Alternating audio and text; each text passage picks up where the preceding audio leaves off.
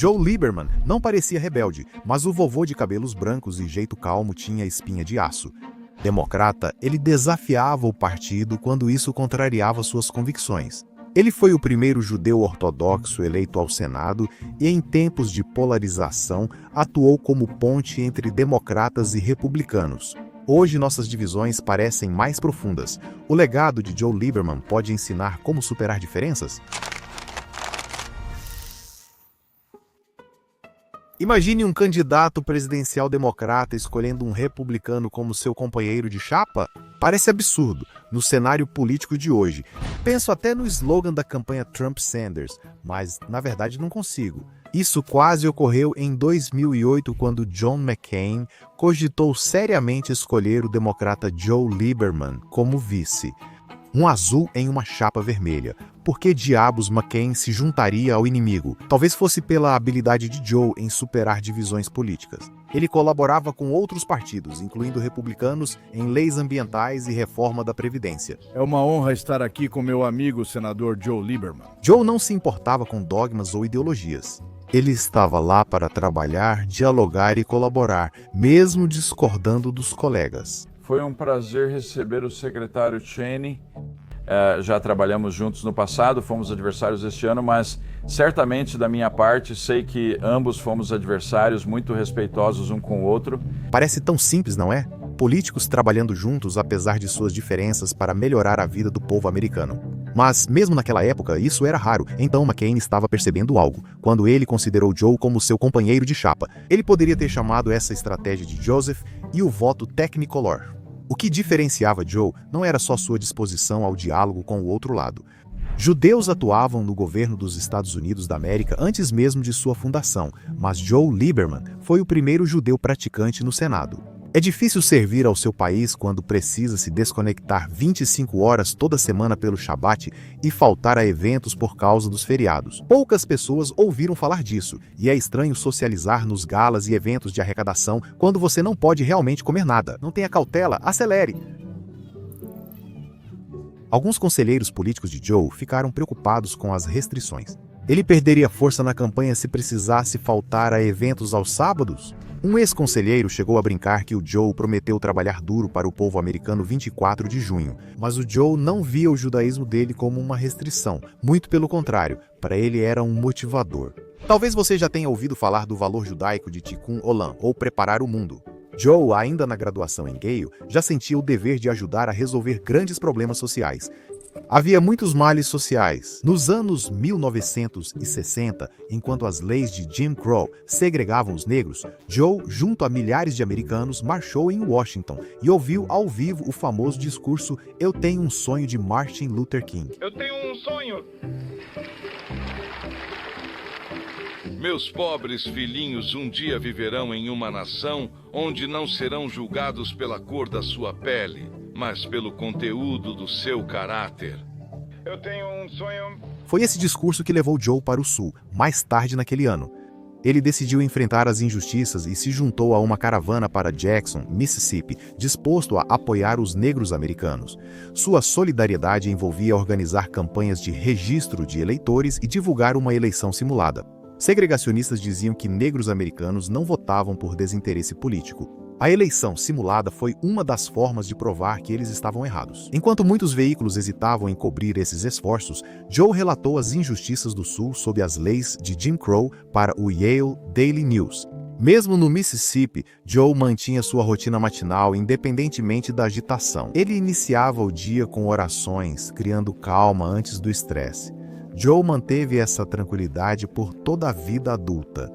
Ele foi criado em um lar ortodoxo e sua mãe, Marcia, sempre enfatizou muito o poder do Shabat. Por 25 horas semanais, a casa tinha uma paz profunda. O pai de Joe não ia trabalhar na loja de bebidas e a mãe de Joe não cozinhava nem fazia tarefas de casa. Em vez disso, os Lieberman faziam uma refeição festiva, iam à sinagoga e passavam o resto do dia aproveitando a companhia uns dos outros. Nada atrapalhava o Shabat, nem mesmo as votações no Senado. Décadas depois de ter crescido e saído da casa dos pais, Joe continuou comprometido com o Shabat. Se o Senado precisasse dele para votar em um sábado, Joe ia andando até lá, dizia sim ou não e voltava imediatamente para passar o resto do Shabat com a família. Ele foi ao Capitólio para impedir obstrução dos republicanos. Era curioso para um senador, mas os colegas de Joe respeitavam. Joe ia andando até a residência do vice-presidente no Observatório Naval para observar as cicatrizes, mas para observar o Shabat juntos, e era um momento de verdadeiro conforto e perspectiva. Em uma ocasião, eu fui andando com ele até a casa dele e depois voltei para o observatório. Nós debatemos, aliás, os méritos do sabatarianismo. Era o ex-vice-presidente Al Gore fazendo um elogio fúnebre ao Joe. E você vai notar que ele menciona não apenas um valor judaico, mas dois, o valor do Shabat e o valor do debate. Joe era movido por ambos.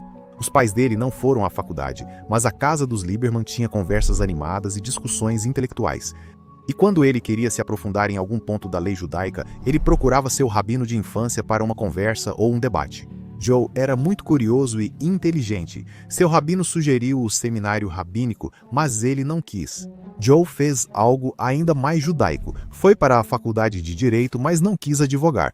Ele queria realmente impactar vidas, criando leis em vez de só debatê-las. 3 anos depois de se formar em Direito em Yale, Joe foi eleito para o Senado de Connecticut, depois para o cargo de Procurador-Geral e, em seguida, para o Senado dos Estados Unidos. Como o primeiro judeu ortodoxo em seu mandato, trouxe uma abordagem judaica à sua política. E com isso quero dizer que ele não apenas se sentia confortável com discordâncias, ele dependia delas. Nosso texto fundamental é a Bíblia hebraica. Você sabe, a palavra divina de Deus estabelece as regras, é algo muito importante, mas acontece que a palavra divina de Deus não é tão fácil de entender. E assim, ao longo dos séculos, os judeus desenvolveram um segundo texto fundamental, o Talmud. É basicamente um registro altamente condensado de centenas de anos de discussões sobre as partes mais minuciosas da lei judaica. Há também comentários sobre discussões e sobre outros comentários. Diariamente, judeus em todo o mundo estudam ao menos uma página do Talmud. Repetindo discussões, discordando uns dos outros e considerando novos pontos de vista, a questão é que discordar sobre as coisas é mais ou menos central para a nossa religião e cultura. Se discordarmos de boa fé, com fontes e evidências, nenhum tema está proibido. Joe não temia discordar nem colaborar com pessoas do outro lado.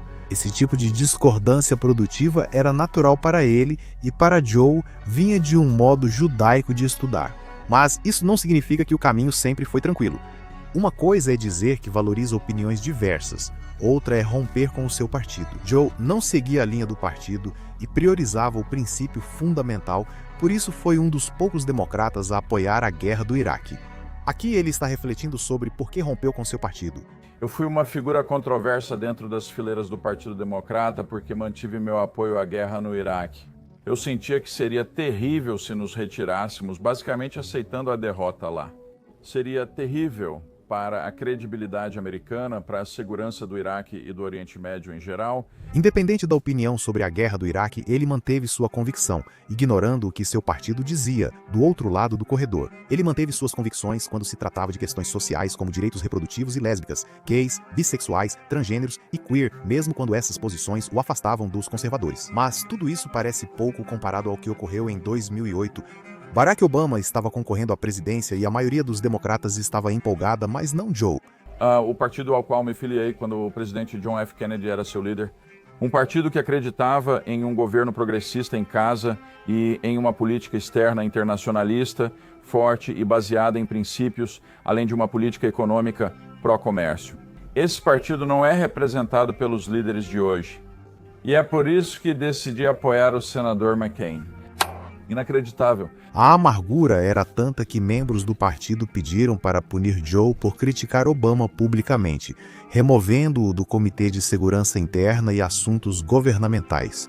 Não se engane, eles estavam furiosos. Eu entendo muito bem a raiva. Eu duvido que alguém pudesse estar mais bravo do que eu estava. Mas prevaleceu o bom senso. Joe não foi punido por discordar do partido, e os senadores resolveram suas diferenças. Independentemente das poucas diferenças que temos. Nunca duvidei dos princípios ou patriotismo de Joe Lieberman e respeito seu espírito independente, fruto de fortes convicções. Joe não apoiou Obama, mas estava pronto para trabalhar com ele. Ele me disse, olha, eu te agradeço, mas eu entendo que um dos motivos de eu ter a oportunidade que tenho agora é por causa do que você fez no passado. Eu não sabia se ele queria dizer que participei do movimento dos direitos civis ou que fui o primeiro judeu americano a disputar um cargo nacional. Nesse sentido, quebrei uma barreira e talvez ele sentisse que isso abriu mais portas para ele. A maioria das pessoas lembra de Joe como o homem que chegou muito perto de ser vice-presidente, o homem que quase conseguiu, mas não chegou lá. Mas eu acho que devemos lembrá-lo como o homem que mostrou ao mundo. A prática devota do judaísmo não impede seu progresso, pode até te fortalecer. Esse é um legado que vale a pena preservar.